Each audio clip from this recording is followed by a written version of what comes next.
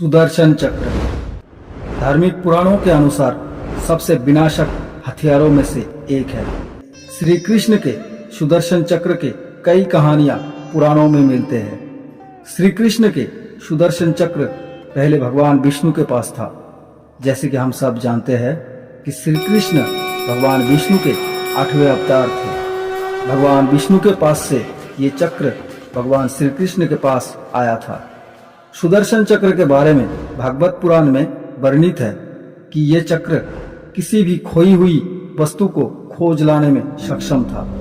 वही सबसे विध्वंसक भी माना जाता था। इसे भगवान श्री कृष्ण द्वारा क्रोधित होने पर दुर्जनों के संहार के लिए उपयोग किया जाता था। लेकिन क्या हुआ जब सुदर्शन चक्र को अपने ऊपर अभिमान हुआ? उन्होंने हनुमान जी को भी रोकने की कोशिश की। क्या परिणाम हुआ? आइए जानते हैं आज के इस वीडियो में।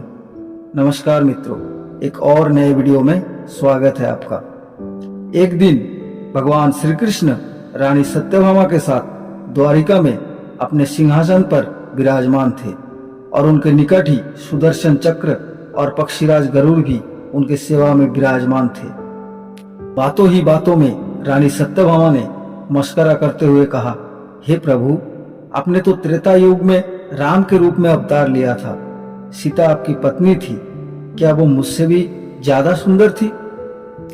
भगवान श्री कृष्ण सत्यभामा के बातों का जवाब देते उससे पहले ही गरुड़ ने पूछा, भगवान, क्या विश्व में मुझसे भी तेज गति से कोई उड़ सकता है?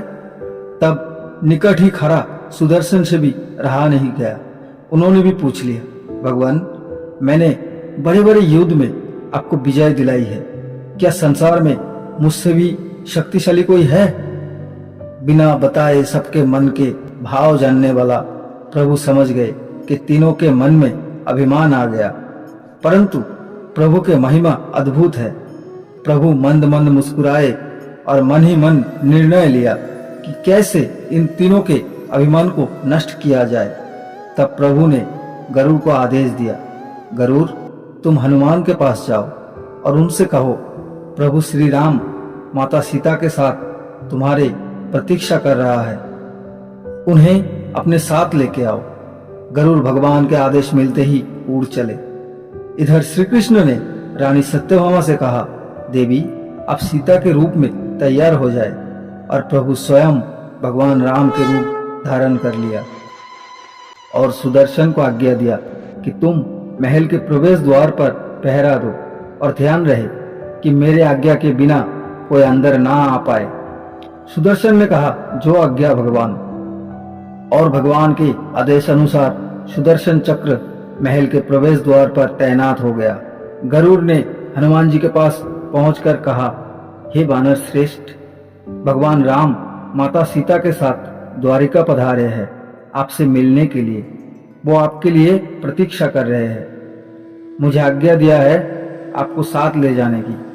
आप मेरे पीठ पर बैठिए, मैं आपको शीघ्र ही ले जाऊंगा।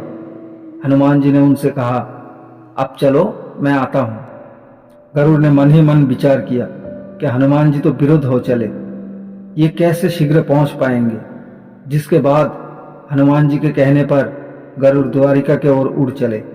परंतु जैसे ही वो महल में दाखिल हुआ, गरुड़ के होश उड़ गए। उनके सामने हनुमान विराजमान थे, जो उनसे पहले ही महल में पहुंच गए। ये देखकर गरुड़ का सर लज्जा से झुक गया। तभी श्री राम के रूप में श्री कृष्ण ने हनुमान से कहा, मारुति नंदन, तुम बिना आज्ञा के कैसे महल में प्रवेश कर पाए? क्या तुम्हें किसी ने प्रवेश द्वार पर रोका नहीं? हनुमान जी हाथ जोड़ते हुए सिर झुकाकर अपने मुंह से सुदर्शन चक्र को निकालकर प्रभु के सामने रख दिया। उसके बाद हनुमान जी ने कहा, प्रभु, क्या आपसे मिलने से मुझे कोई रोक सकता है? इस चक्र ने तनिक प्रयास किया था, इसे मैं अपने मुंह में रखकर आपके पास चला आया, मुझे क्षमा करें। भगवान मंद मंद मुस्कुराने लगे। अंत में हनुमान जी ने हाथ जोड़ के भगवान से प्रश्न किया, हे प्रभु, मैं आपको पहचानता हूं, आप ही श्री कृष्ण के रूप में मेरे रघुपति हैं।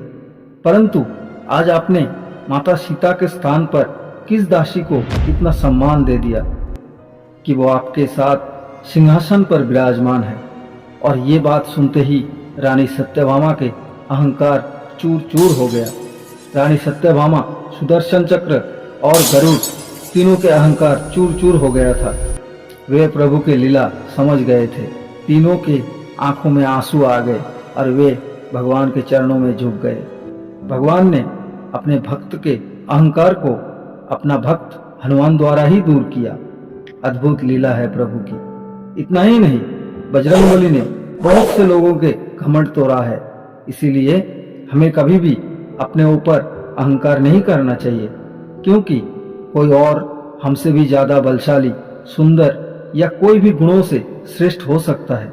सच्चे मन से जो प्रभु के भक्ति करे, प्रभु उनको धन, ऐश्वर्य, ख्याति प्राप्ति की आशीर्वाद करते हैं। अपने भक्तों की रोग, कष्ट, दरिद्रता हर लेते हैं। एक बार सच्चे मन से बोलिए जय श्री कृष्ण।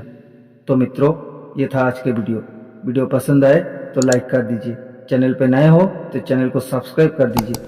मिलते हैं अगले वीडियो में। जय श्री कृष्ण।